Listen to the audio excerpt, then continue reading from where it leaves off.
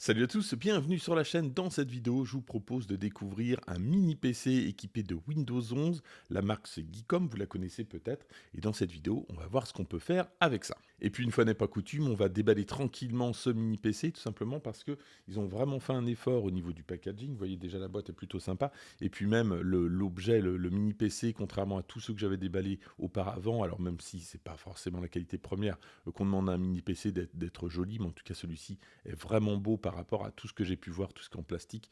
On a vraiment quelque chose, vous allez voir, qui ressemble à ce que fait Apple, et c'est plutôt sympa justement sur un bureau. On va pas se mentir, l'extérieur reste quand même en plastique, mais vous allez voir que c'est un mélange de deux plastiques, PC plus ABS, et surtout avec une petite couche de vernis qui donne cet effet satiné, et franchement, ça ressemble vraiment à ce qu'on peut retrouver sur le Mac Mini, le Mac Studio. Voilà. Et à l'intérieur, on a du métal, donc ce qui permet notamment de dissiper au mieux la chaleur. Je passe très rapidement sur la connectique, on va voir ça juste après. À l'arrière, donc on a 4 patins pour la stabilité. Mais vous voyez, c'est plutôt sympa en tout cas comme nous, que moi j'aime beaucoup. Et si malgré tout vous souhaitez quand même cacher ce mini PC, sachez que c'est possible, vous pouvez l'installer derrière un écran puisque on a à l'intérieur, on va voir ça, tout ce qui est attache VESA. Donc vous l'avez vu, il y a quelques notices, on a l'alimentation qui est une alimentation externe, on a un câble HDMI et on a donc tout ce qui concerne la partie VESA. Donc voilà ce que vous avez dans la boîte, et puis pour ceux qui se poseraient encore la question, sachez qu'il n'y a ni clavier ni souris avec ce mini PC, comme tous les autres mini PC. En gros, un clavier, vous en avez pour une quinzaine d'euros à tout casser, et si vous prenez un clavier de base, et une souris à 10 euros, ça suffit amplement, donc un surcoût de 25 euros. Avant de voir ce qu'on peut faire avec cet 1.5 Pro, deux caractéristiques de base. Alors tout d'abord, on a 16 Go de RAM, donc ça c'est vraiment bien.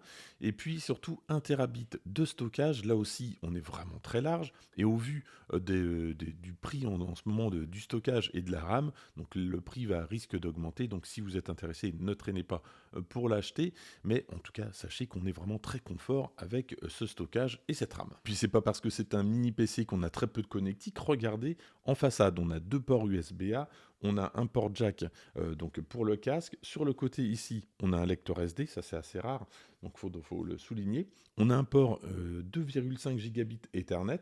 On a également deux ports HDMI 2.0 donc qui vont supporter deux écrans 4K. On a deux ports USB-C toujours à l'arrière. On a à nouveau deux ports USB-A. On a donc une protection Kensington et on retrouve donc l'alimentation. Toujours en matière de connectique, mais cette fois-ci à propos des normes, donc à propos des ports USB-A, on a un port USB-A 2.0 et les trois autres sont des ports USB-A 3.2 Gen 2. Pour la partie USB-C, ce sont des ports USB-C 3.2 Gen 2 également. Donc voilà, normalement, avec ça, vous devriez être tranquille en matière de connectique. Il n'y a pas besoin de rajouter quoi que ce soit. Il y a souvent des mini PC qui ont deux ports Ethernet. Je trouve pas ça forcément très utile. Un seul me suffit amplement et je préfère justement avoir deux ports USB-C, plein de ports USB-A et surtout ce lecteur de carte là. C'est vraiment bienvenu. En matière de connectivité, donc on a du Bluetooth 5.2, on a du Wi-Fi 6 et on va tout de suite tester ça avec un petit test speed test. Allez, je lance le test et puis évidemment en attendant, si vous souhaitez avoir un petit peu plus de débit que par le Wi-Fi, vous pouvez toujours utiliser le port Ethernet 2,5 gigabits, mais normalement avec le Wi-Fi, pour la plupart des usages Internet, ça devrait être bon. Alors ici, en débit descendant, on est autour de 400 mégabits. Et en débit ascendant, je suis à peu près les 500 mégabits. Donc c'est plutôt correct en tout cas pour la plupart des usages. C'est ce que je vous disais. La grande question maintenant, c'est de savoir ce qu'on peut faire avec cette configuration précisément. Alors si vous n'allez avoir aucun problème en matière de bureautique, si vous n'allez pas avoir de problème en matière d'internet, vous allez pouvoir vous ouvrir plein d'onglets. Là, il n'y a pas trop de soucis avec ces 16 Go de RAM. Après, là où ça peut se compliquer, c'est notamment en matière de jeu. Mais avant tout, on va quand même tester justement le SSD en interne. Donc voilà ce que j'ai obtenu comme résultat. Et c'est vraiment très correct. Donc en lecture, j'ai à peu près 3700 mégas par seconde et 3400 en écriture. Parmi tous les mini PC que j'ai pu tester depuis quelques années, effectivement, parfois j'avais un petit peu plus, des fois j'ai eu beaucoup moins, mais là on est vraiment plutôt dans la moyenne plutôt haute. Donc c'est souvent la partie graphisme qui coince, donc j'ai quand même testé, même si je croyais pas beaucoup, de jouer avec Fortnite. Là ça saccade vraiment beaucoup, donc bon, je vous conseille pas du tout, c'est quasiment injouable.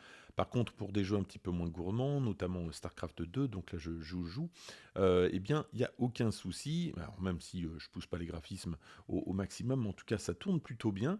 Alors sachez pourquoi je vous parle de ça, tout simplement parce que j'ai un problème sur Mac, puisque le jeu est compatible Mac PC, mais donc ce jeu, j'ai un souci sur le Mac, j'arrive plus à cliquer avec le bouton, le bouton de la souris gauche ou droite, je ne sais plus exactement lequel, donc je suis obligé de passer sur PC. Donc là, si, c'est pas mal d'avoir quand même un petit PC de secours. Si vous avez un problème sur votre Mac, eh bien, vous pouvez toujours utiliser le PC dans certaines conditions. J'ai lancé donc un Geekbench. Alors sachez qu'en simple cœur, j'ai à peu près un petit peu moins de 1900 points et plus de 6100 points en multicœur. Alors j'ai pas encore parlé du processeur, c'est le AMD Ryzen 5 7430U, 6 cœurs 12 threads et le tout gravé en 7 nanomètres. Ça reste très honorable, mais comme vous le savez, dans cette gamme de prix, évidemment, on ne fera pas tourner de gros jeux. Par contre, pour tout le reste, c'est vraiment très agréable d'utiliser cet ordinateur et sans vraiment l'avoir poussé dans ses derniers retranchements pour l'utilisation basique, Internet, bureautique, c'est ce que je vous disais, eh bien, il n'y a aucun problème, aucun ralentissement. Et puis, c'est pas pour ça que ça fonctionne pas pour des petits jeux, vous l'avez vu. Là où je serais un petit peu plus sceptique, c'est pour tout ce qui est montage vidéo, par exemple. On peut faire de la retouche photo, mais pour le montage vidéo, alors même si ça tournera correctement, pour l'exportation, ça sera un petit peu lent. Bon, voilà, mais c'est pas forcément l'usage qu'ont fait la plupart des gens. En début de vidéo, je vous disais qu'il y a deux connectiques HDMI 2.0, donc pour deux écrans 4K. Alors, je vous l'avais dit, normalement, voilà, mon setup, il se présente comme ceci, mais j'avais cassé un de mes écrans, donc j'en avais plus qu'un pour commencer en tout cas cette vidéo. Donc pour la terminer, j'ai bien mes deux écrans 4K qui tournent en même temps sans aucun problème. Même lorsque j'ai fait des tests de jeu, sachez qu'il n'a pas trop chauffé. Alors il y a deux caloducs et deux tubes en cuivre qui permettent d'évacuer la chaleur. Il est discret, en gros vous sentez bien la chaleur qui est expulsée, mais l'ordinateur lui ne chauffe pas, donc même avec des tâches plutôt costaudes. Pour terminer, sachez que Windows 11 Pro est installé par défaut sur cette machine. Est-ce que c'est complètement nécessaire? Je ne suis pas persuadé, mais sachez qu'il y a certaines différences, notamment le chiffrement BitLocker qui est disponible contrairement à la version famille, ou des différences supportées, notamment la RAM 512 pour la version famille, 2 Tera pour la version Pro, mais dans tous les cas, cette version n'accepte pas plus de 64 Go de RAM. Je pense que c'est un petit peu logique étant donné les performances du processeur. Et puis même si je sais que sur cette chaîne, la plupart des personnes, comme moi évidemment, utilisent macOS et pas Windows, c'est sûr que je suis plus à l'aise sur un macOS qu'avec Windows. Néanmoins, c'est toujours bon d'avoir un ordinateur d'appoint, alors que ça soit pour faire des choses que vous ne pouvez pas faire avec macOS, ou alors que vous ne pouvez plus faire, notamment là je vous parlais de StarCraft 2, donc c'est vraiment bien d'avoir ce type d'ordinateur. Le prix, donc il est à moins de 500 €, donc ça reste quand même convenable. Ce qui est intéressant, c'est que justement avec son design, il s'intègre parfaitement dans un setup Mac, vous l'avez vu. Et pour vous donner une petite idée, si par exemple vous avez un Mac Mini M4, au niveau des dimensions, on est quasiment sur la même chose. On est un peu moins de 13 cm pour un Mac Mini. Là, on est à moins de 12 pour donc la 5 Pro. Et puis en hauteur, on est à 5 cm pour les deux quasiment. Donc ce sont vraiment des dimensions quasiment identiques pour les deux. En tout cas, si ce produit vous intéresse, je vous mets tous les liens dans la description. En attendant, n'hésitez pas à liker cette vidéo, à la partager, à vous abonner. Et moi, je vous dis à très bientôt pour d'autres tests.